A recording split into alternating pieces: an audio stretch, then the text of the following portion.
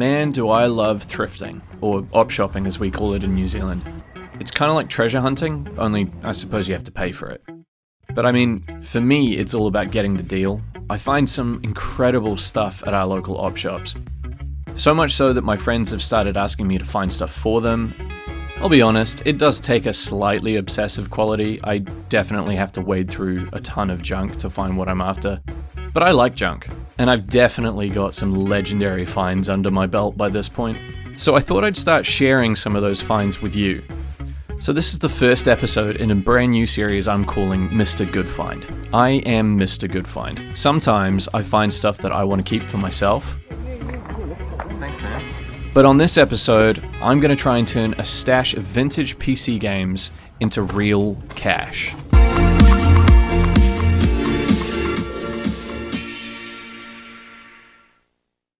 Alright, so the first thing I found was this board game concept. Usually I don't touch op shop board games, but I had a quick look on Trade Me because I didn't recognize it. You know, with board games these days, there are so many, it's become such a popular hobby for so many people. On Trade Me, this one was going for anywhere between 70 to 120 bucks in varying conditions. I paid a couple of bucks for it. If I list it sort of $50, $60 mark, I'm pretty happy. It's not in perfect condition. I'm never going to try and sell something as if it's like perfect when it's in this condition. A lot of people do that. I find it really frustrating. So let's have a quick look inside and see what state it's in.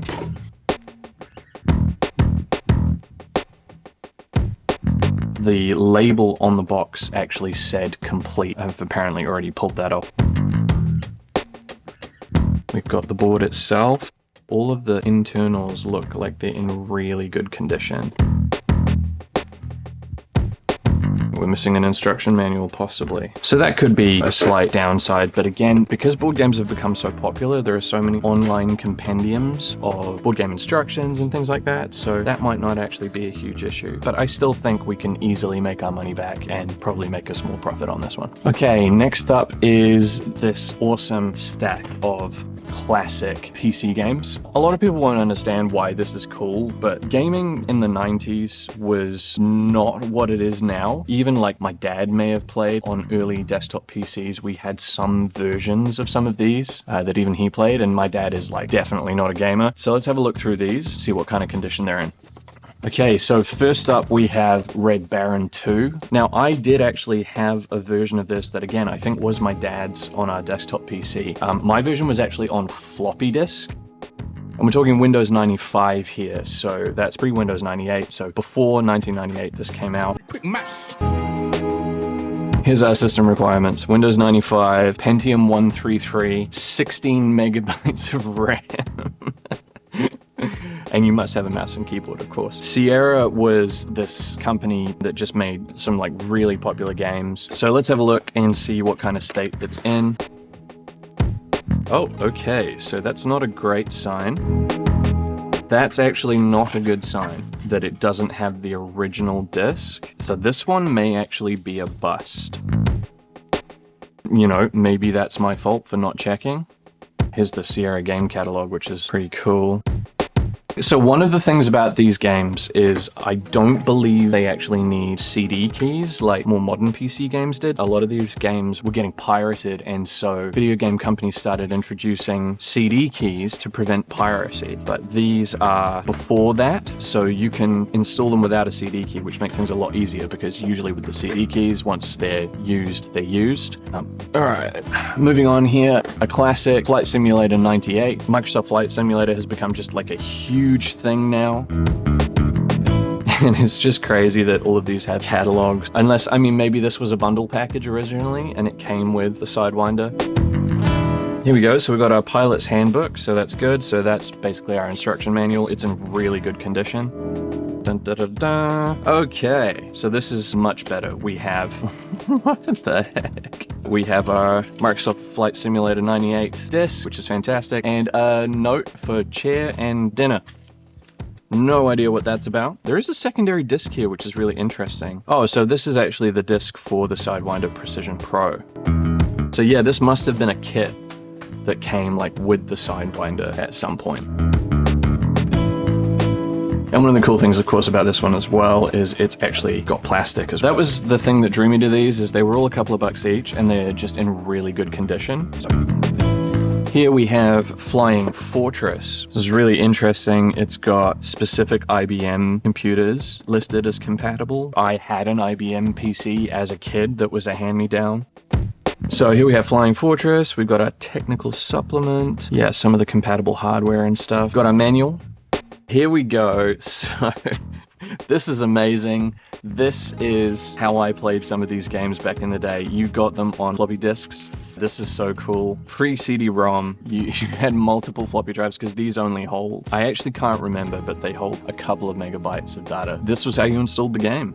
This is going to be really cool for, there's these guys out there who collect and maintain, vintage PCs. I know that for us locally, there is a group up in Auckland that does this kind of stuff. That's one of the reasons I grabbed these. They're probably a little hard to come by. So that's really cool. This is Civilization Rise to Power. Now, Civilization is a huge series, full-on Civilization simulator. I don't even know, actually, how early it goes. I haven't played it in a long time, but you could go from, like, medieval all the way to, like, futuristic. This one I'm not super familiar with. This is really cool. Again, just in really good condition, well-maintained. So let's have a look inside. And so we have our instruction manual. You just don't get guides like this anymore. This is like the technology map for the game, which upgrades you choose and where it will lead you. Pretty similar to, like Age of Empires and stuff. The thing about Civilization compared to other strategy games is it's fully turn-based. Unless this one isn't. I don't know too much about the Call to Power series. And there's our disc. So we do have an original disc in there. Okay, so this next one was the one that I knew I was walking away with no matter what, and this one is absolutely for me, and that is this beautiful limited edition Oregon Trail 3rd edition. This is gorgeous, like it's a full wooden box. If you don't know what Oregon Trail is, it's basically like a simulator where you're trying to survive in the West. You have to make decisions about what you do to survive, what you eat and stuff. You can literally die from things like dysentery. It's sort of maintained like cult status in video games as just a really fun and enjoyable game, but with some pretty hardy stakes. Again, we're looking here at like Windows 98, 95. So this came out in 1998, this particular edition. It was made by the Learning Company, so these were actual educational tools. So I'm pretty sure I played this in school somewhere. I can't remember which school. I went to a lot of schools, but it teaches you a whole bunch of stuff about, like history, social studies, geography and stuff. So it was used as like an educational tool. Yeah, let's bust this open. I'm not selling this one. This one is for me because I just think it's so cool and I do actually love this game. I haven't played it in a very long time. The manual here is actually Oregon Trail 2. I don't know if that's like one of the versions we have in here. The disc pack says Oregon Trail 3rd edition. So who knows? Let's have a look inside. So Oregon Trail 3rd edition. I don't know, maybe it was just like a rebranded version of Oregon Trail 2, this 3rd edition thing. But it's got the original manual. It's actually got a couple of manuals. The Oregon Trail, first used by kids in 1971, was at the time a technological marvel running on up to 16 teletype machines from a mainframe computer. Over the years, Oregon Trail has progressed from mainframe to microcomputer to CD-ROM. Like how big a deal it was that you could get a game like this on a CD-ROM. This is 3 CD-ROMs. Like that's what we had to do. We had to split it across different discs because the data was too big for the PCs we had at the time. This game wanted 38 megabytes of hard drive space. I mean, it was Call of Duty nowadays, like 150, 200 gigabytes, 16 megabytes of RAM. What's really cool is this also ran on Mac. So this ran on Windows and Mac, which is really cool. We've got our gorgeous map here. And for some strange reason, a history of Mount Maunganui, a place in New Zealand in Tauranga city about an hour and a half away from here or so. So I don't know, that's so random. Yeah, I don't need to keep that.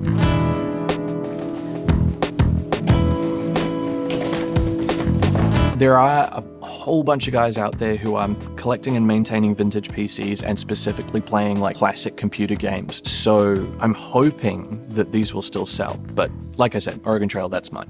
That's going on my shelf. Okay, so let's see how we did. I listed all of these games on Trade Me, which is like New Zealand's version of eBay. I'm not including the shipping costs in the breakdown here because they're paid for by the customer, so they're kind of irrelevant to the equation. So the fees listed here are for like extras for the auction, so adding photos, transaction fees, the payment gateway, that sort of thing. Okay, so first up, we've got our concept board game. I sold this via Buy Now for $45. It cost me $5.42 in fees and $3.50 cost from the op shop. So our profit is $36.08 or $20 US and 60 cents. Next up, we've got Red Baron 2. I sold this via Buy Now pretty much on the day it was listed for $30, $2.92 in fees, $2.50 from the op shop, bringing us to a total profit of $24.58 or $14 US and 3 cents. Next up, we have Flight Simulator 98. This was sold via fixed price offer, so the auction closed and then I offered it for $30. Cost me $3.91 in fees and $2.50 from the op shop, leaving me a profit of $23.16 or $13 US and 22 cents. Next up is Flying Fortress. This was actually our big seller at $48. It was bought by the same person who bought Red Baron 2. It cost me $4.34 in fees, $2.50 from the op shop, giving us a profit of $41.16 or $23 US and 50 cents. And lastly was Civilization Call to Power. I had to list this several times and it sold via auction for $1, costing me $3.98 in fees and $2.50 from the op shop, which means we lost $5.48 or $3 US and 12 cents on this one.